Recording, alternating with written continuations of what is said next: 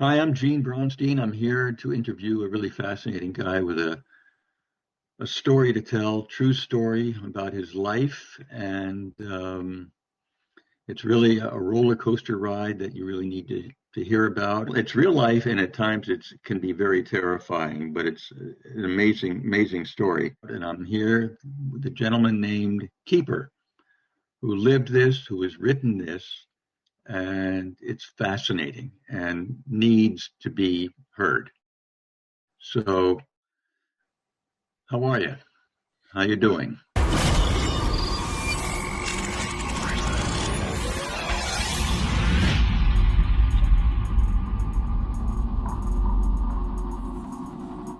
I'm doing good, Gene.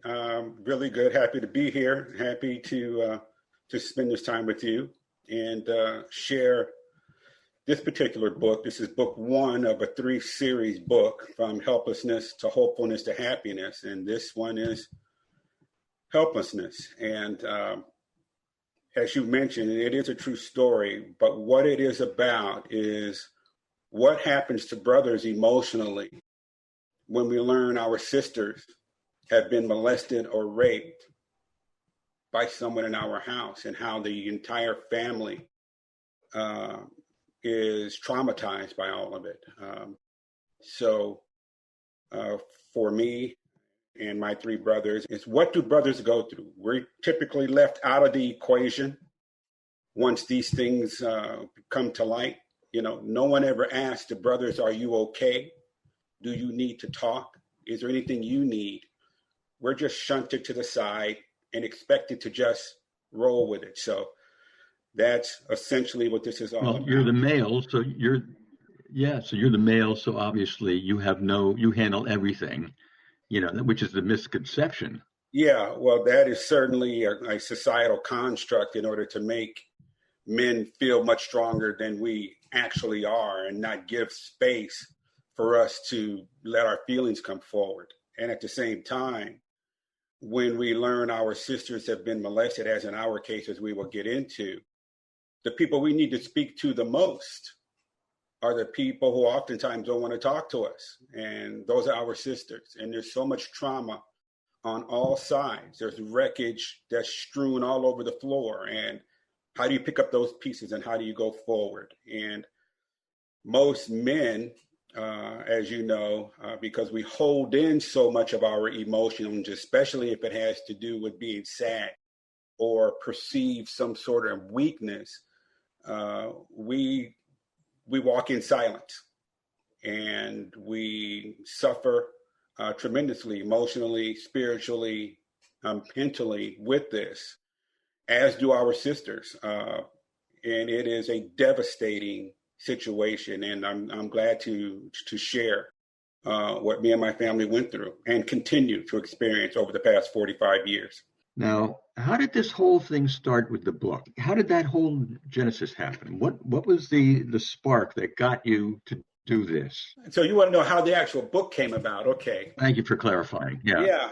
In 2013, I was pretty heavy into network marketing and direct selling industry. I had done very well, and I had created a publishing company. And there was an event in San Diego put on by Lisa Nichols. She's one of the top, not only motivational speakers, but life coaches in the world. And she had an event in San Diego called How to Speak and Write. And part of How to Speak and Write was how to write a book in 20 minutes. Well, I decided to go. And the entire weekend is going on, and I'm getting this pull. I know what book I want to write. Okay, Gene, I know exactly what I want to write. I want to write a book about direct selling and how network marketing companies can be more effective in their communication with the youth and urban market. And so this is the book that I'm going to learn how to write, because how do you write a book in 20 minutes? What's the deal here? So it starts on a Friday night, ends on a Sunday, but I'm getting this pull. I cannot write that book. There is another book I have to write. Was that a conscious feeling, or just something that was? It was very emotional. I'm getting this pull. No, no. You cannot write that book. This is not the book you have to write. So Friday passes, Saturday passes, and they still haven't gotten to this section of how to write a book in 20 minutes. I'm like, damn, okay, I can't be here all day Sunday. I need to leave at 1:45. So Sunday morning rolls around, no talk. There's a break. They come back from the break, no talk on how to write a book. And I'm looking at my watch. Okay, it's 11 o'clock. When are they going to get to this thing? We take a little quick break for lunch. I'm like, okay, I got to leave at 1:45. When are they going to get to this thing? They still haven't talked about it. And then right after lunch, the facilitator, Susie Carter, they finally launch into the how to write a book in 20 minutes. And so she asked people, who wants to learn how to write a book? If you've got a specific book idea in mind, what do you want to write about? So people raise their hands. Of course, mine goes up, and she starts calling people all around the room. And it gets to be about 1:15. I look at my watch again like, I'm not going to be able to write this book. I'm not going to get the answer to my question. So she looks on the side of the room where I'm at, and I purposely place myself at the seat closest to the center of the aisle. Because if they're going to see you in a situation with a huge audience, you need to be on the seat closest to the center of the aisle. Because people always have to look down the aisle. Another woman is standing behind me, her hand is up. And Susie starts to point to this woman, and I step in front. And I said, I have a question. And she said, okay, I don't see how you write a book in 20 minutes. It's just not happening. And, I understand your premise, your structure, but what if your book is not a how-to book? Now, of course, I have gone there to write a how-to book, how to speak to the youth and urban market. But at this time, I'm like thinking to myself, okay, you know what you have to write. There's only one book for you to write, and you know what it is. You got to write it. So I know it's helplessness already. Okay. What's your name? And I said, my name is Keeper, and I'm here to write a book. And she said, what's your book subject about? I said, well, I don't know. And she steps back and says, oh, no. I don't know, don't work no more. I don't know is the language of a 5-year-old. I said, what the hell? I'm a black man. I am 55 years old. You're a white woman. What are you telling me? I'm a 5-year-old. And so I went there, right? Ego just took over.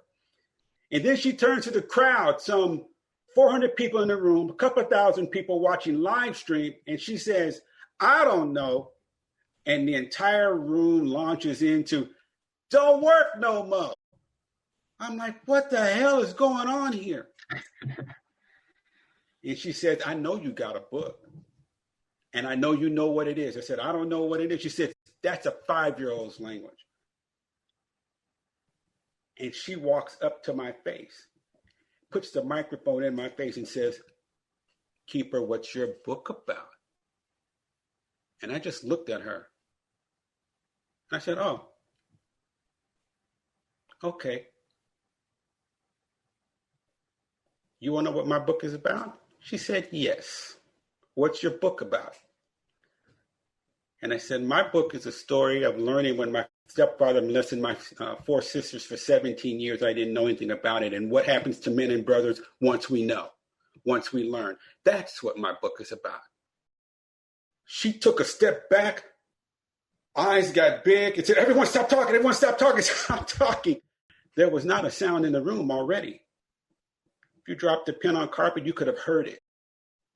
She said, what's your story about? And I said, it's what happens to brothers when we learn our sisters have been molested by a member of our family, by a parent.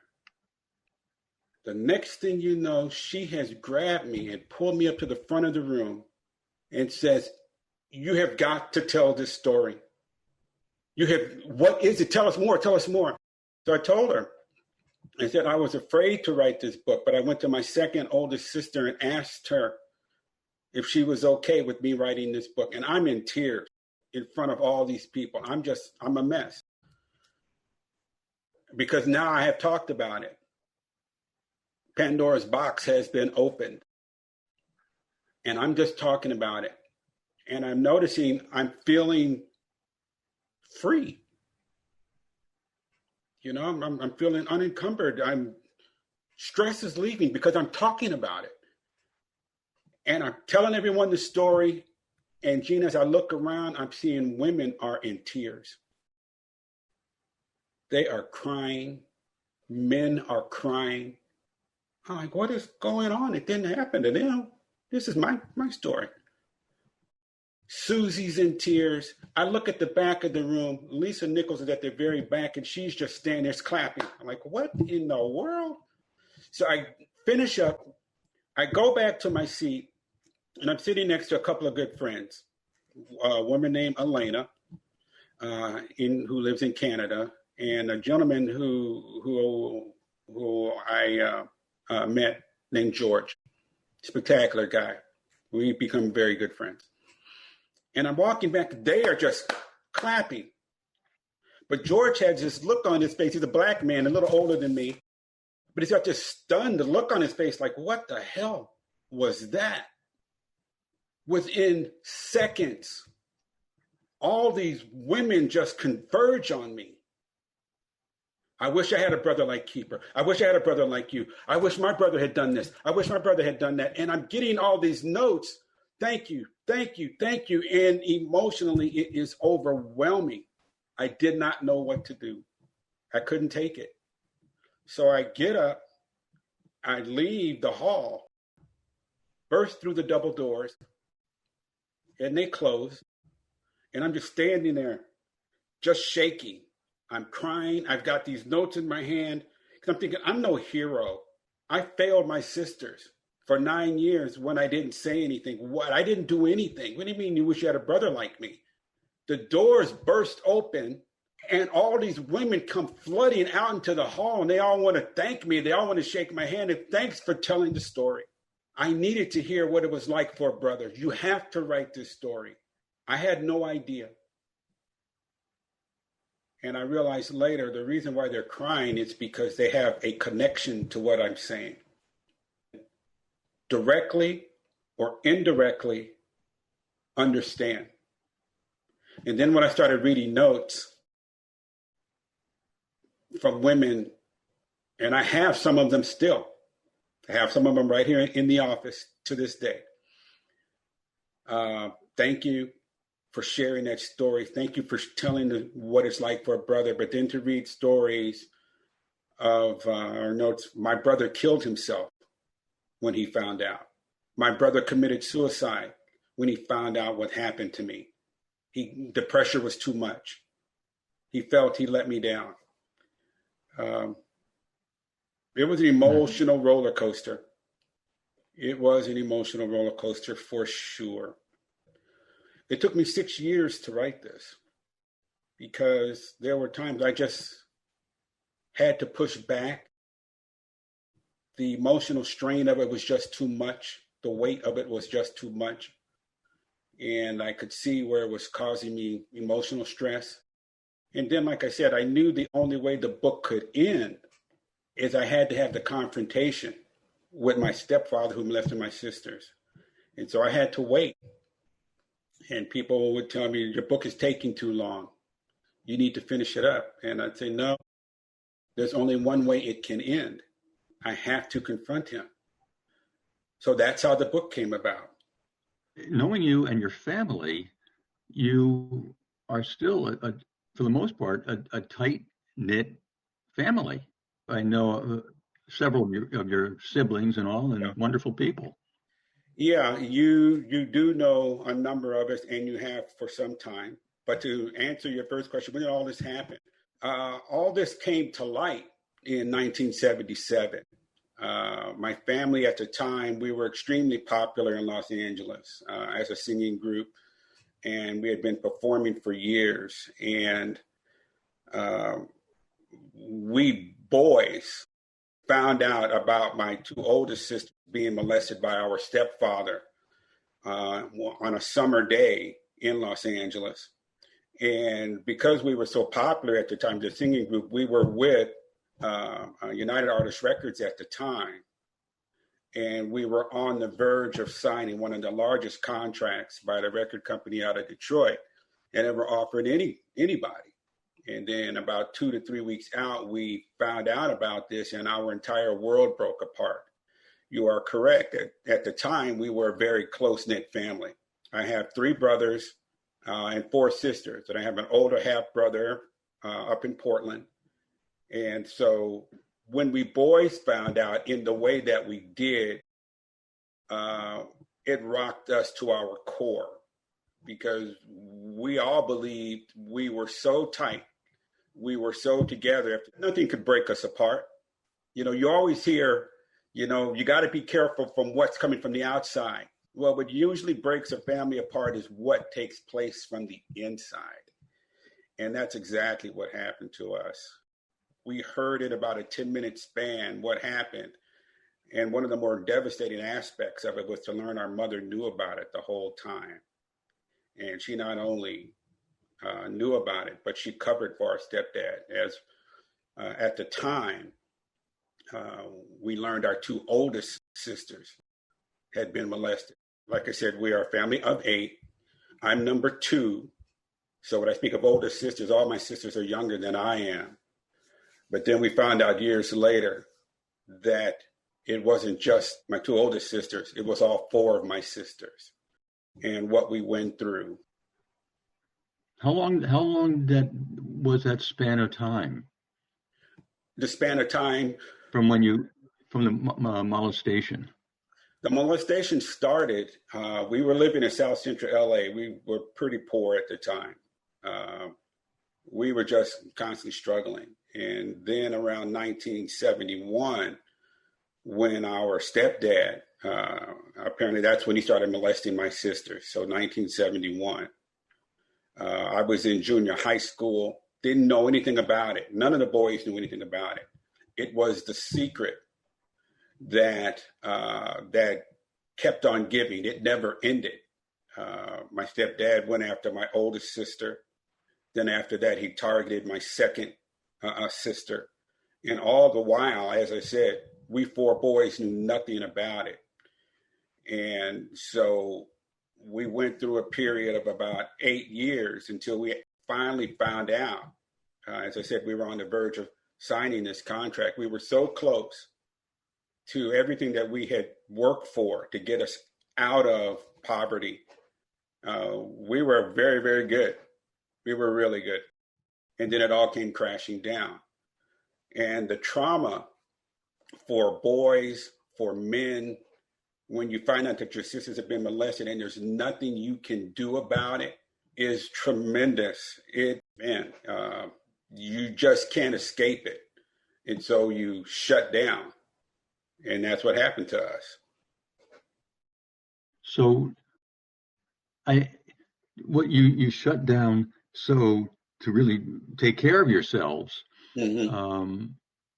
But isn't that something that you thought about all the time, or did you just, shuttle it aside and bury it primarily? You really can't bury it completely, because it impacts every aspect of your life. It impacts every friendship.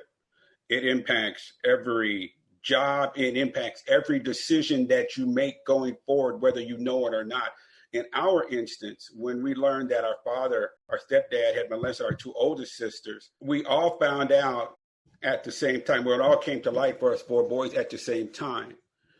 And what do you do with that?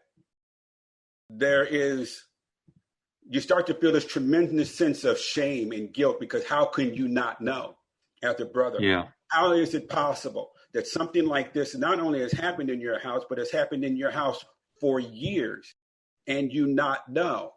So you carry around this guilt, you carry around this shame, you carry around all of this trauma that has been laid at your feet. The trauma is so bad. And we come to find out years later that he had gotten to my 2 youngest sisters. And all the while, our mother knew. She knew about all of it. And turns out a number of other people in our family knew, relatives. They did not come to our aid. Primarily, I think it's because they knew we were on the cusp of greatness. And so that train, they did not want to miss hopping on that train, moving out. At any given time, there are 30 to 40 million kids between the ages of 6 to 17 years old that have been sexually molested walking the streets of the United States. And men carry around their percentage of that. Some 25% of those molestations happen with boys. But when you learn about what happens to your sisters, where do you go with that?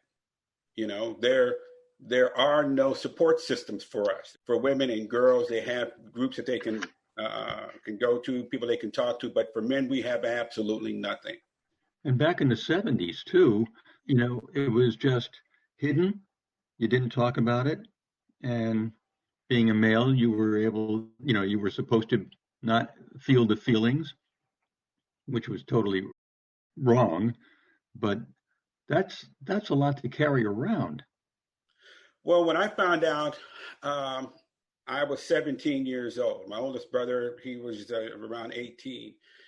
And because we were a Black family, that's something that you did not talk about in the Black community. You know, which you typically don't talk about in any community, but it's even more prevalent in the Black community. You don't talk about that. And so that makes it even worse. Yeah, absolutely. It makes it even worse because you are setting a precedent. You are setting a standard for how Black men should act the rest of their lives. You have this ability to do things that you shouldn't, and the community is going to cover for you just because we're trying to protect ourselves as a race, which is not a good thing to do. These things must be talked about. And so part of this discussion that I want to have with this book is creating a more national conversation around molestation and the impact that it has on young men and boys. For me, once we found out in 1977, it took me 9 years to finally confront my stepdad. 9 now, years. How did that go? What was that like? That couldn't have been easy to do. Gene, the hardest part was me coming to grips with my failure, with my shame of not doing anything. I went 9 years convincing myself that it was my mother's responsibility to handle it, that it will be taken care of. But I was about 3 months away from getting married in 1986. And the pressure of knowing that I hadn't handled the situation, and then knowing I was no longer going to be around my sisters,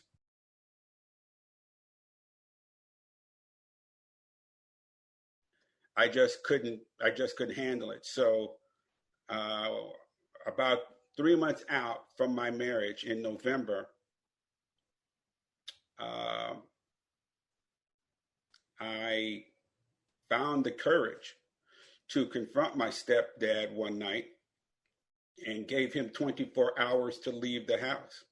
And I told him, you have 24 hours to leave this house, because if you are here by this time tomorrow, you will be dead, because I will have killed you.